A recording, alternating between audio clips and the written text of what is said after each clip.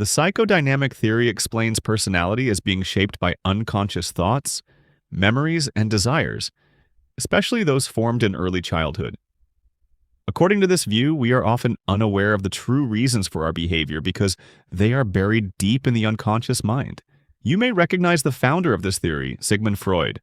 Two important ideas in the psychodynamic perspective are ego defense mechanisms and projective tests. Ego defense mechanisms are automatic mental responses that protect a person from feelings of stress, conflict, or emotional pain.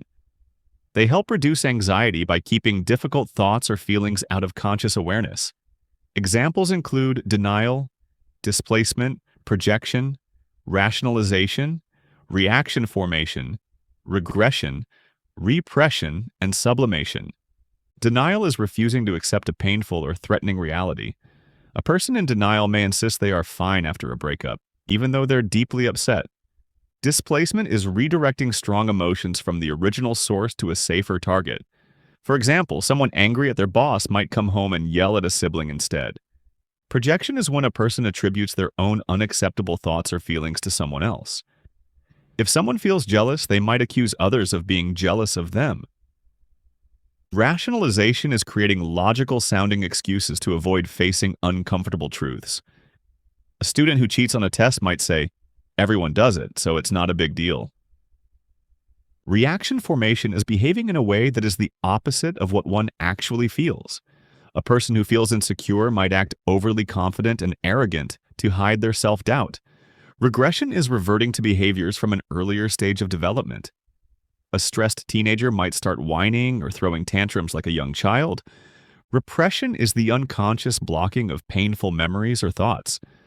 For example, a person who experienced a traumatic event might have no memory of it later in life. Sublimation is redirecting unacceptable impulses into socially acceptable or productive actions. A person with aggressive urges might take up boxing or competitive sports. Now let's look at projective tests. These are tests used by psychodynamic psychologists to explore hidden thoughts, emotions, and conflicts. These tests present vague images or prompts and ask the person to describe what they see or what comes to mind. The idea is that people will project their unconscious thoughts into their answers, revealing feelings they may not be aware of.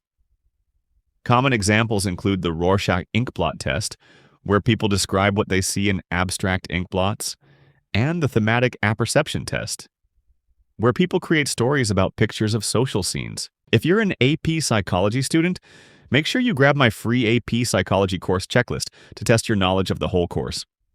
There's a link below to get it. It's completely free and a must-have for all my students. I'll also throw in my full AP psychology glossary and vocabulary bank, and my guide to the 5 hardest AP psych questions that students get wrong in their exam. This video has been a snippet from my complete 4-hour AP Psych study guide video that covers the curriculum in one mega video. You can click that video on the screen now to watch it.